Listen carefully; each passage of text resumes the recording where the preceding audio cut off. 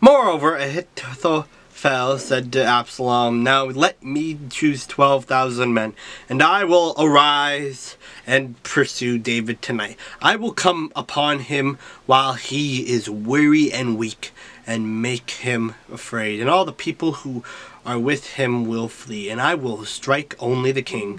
Then I will bring back all the people to you. When all return except the man whom you seek, all the people will be at peace." And the saying pleased Absalom and all the elders of Israel.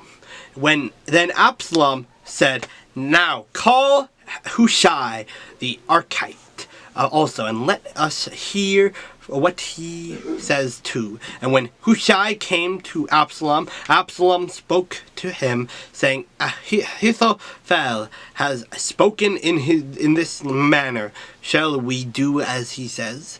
If not, speak up." So Hushai said to Absalom, "The advice that Ahithophel has given is not good at this time. For," said Hushai, "you know your father and his men, and they are mighty men, and they are enraged in their minds, like a bear robbed of her cubs in the field. And your father is a man of war, and will not camp with the people. Surely by now he is hidden in some pit or in some other place, and it will be when some of them are overthrown at the first, that whoever hears it will say, 'There is a slaughter among the people who follow Absalom.' And even he who is valiant, whose heart is like the heart of a lion, will melt completely. For all Israel knows that your father is a mighty man, and those who are with him are valiant men.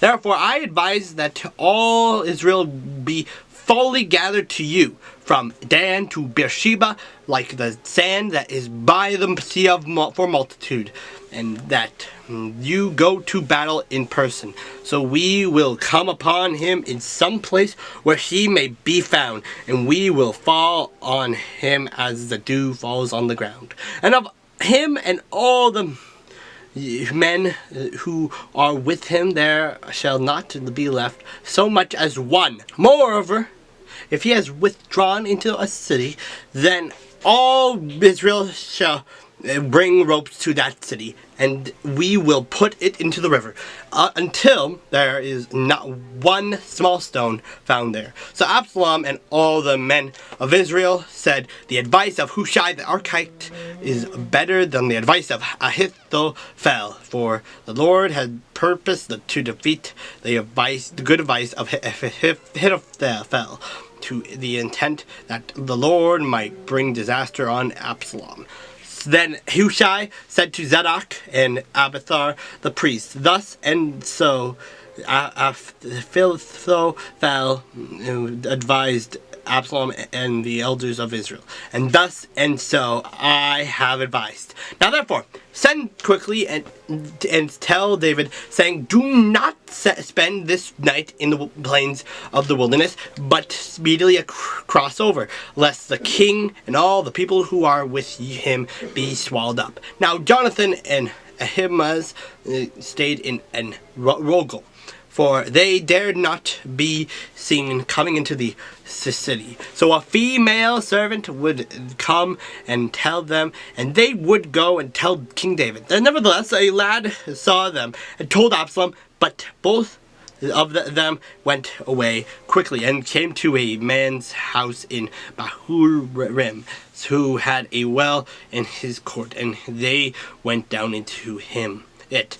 Then the woman took and spread a covering over the well's mouth, and spread ground grain on it, and the thing was not known. And when Absalom's servants came to the woman at the house, they said, "Where are Ahimaaz and Jonathan?" So the woman said to them, "They have gone over the water brook." And when they had searched and could not find them, they returned to Jerusalem. Now it came to pass, after they had departed, that they came up out of the well and went and told the king David, and said to David, "Arise and cross over the water quickly, for thus has Ahithophel advised against you." So David and all the people who were with him arose and crossed over the Jordan.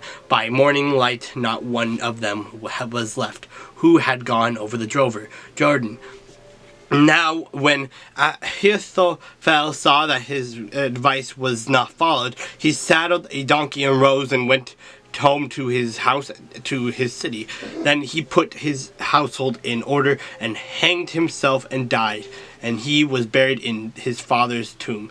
Then David went to Mahanaim, and Absalom crossed over the Jordan, he and all the men of Israel with him. And Absalom made Amasa the king, captain of the army, instead of Joab. Then Amasa was the son of a man whose name was Jethro, an Israelite, who had gone into Abigail, the daughter of Nahash, sister Zeruiah, the Joab's mother. So Israel and Absalom encamped in the land of Gilead. Now it happened when David had come to Mahanaim, that Shobi, the son of Nahash, from Rabbah, of the people of Naaman, Machir the son of Amiel from Lo Debar, and Barzillai the Gileadite, and Rogelim brought beds and basins, earthen vessels and wheat, barley and